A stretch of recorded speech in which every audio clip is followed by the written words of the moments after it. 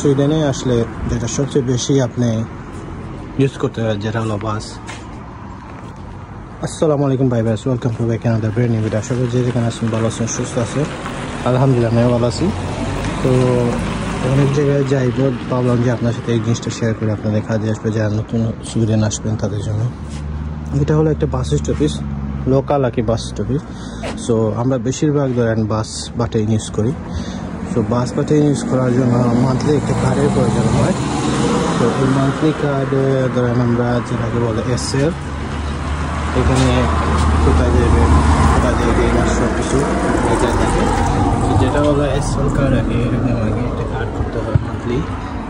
ওই মান্থলি এখানে কিন্তু বাস কিন্তু নাইট সার্ভিস আছে, আর এগুলো আমরা নর্মাল সার্ভিস, নর্মাল বাস।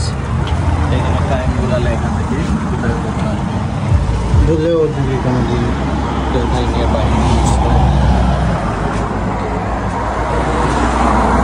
এখানে সব ইনফরমেশন লেখা থাকে, মান্থলি আছে বা 24 আওয়ার 24 ঘন্টার জন্য আছে, 7 দিনের জন্য আছে, 72 ঘন্টার জন্য আছে, এরকম থাকে। আর যারা আমরা নর্মালি তো আমরা যারা নর্মালি মান্থলি কার্ড করি, মান্থলি কার্ডের দাম পড়ে 1060 ক্রোনার, যেটা আগে ছিল 1020 ক্রোনার মতো। তো প্রতি বছর এরকম কার্ডের দাম বাড়ে। এখানে ধরেন আবার যারা স্টুডেন্ট আছে তাদের জন্য একটু ডিসকাউন্ট আছে, ধরেন একটু ডিসকাউন্ট হয়ে যাবে স্টুডেন্ট কার্ড যদি আপনার থাকে। আর নর্মাল কার্ড হলো 1060 ক্রোনার বর্তমানে। তো এটা 1 মাসের জন্য আপনি তো স্টকহোম থাকে, স্টকহোমে 1060 ক্রোনার সিটি আলাদা ভালো লোকাল বাস। তো লোকাল বাসগুলো ঠিক এরকম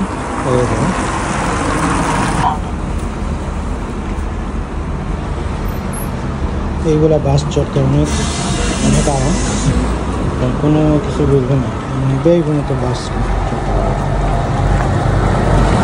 এই ছিল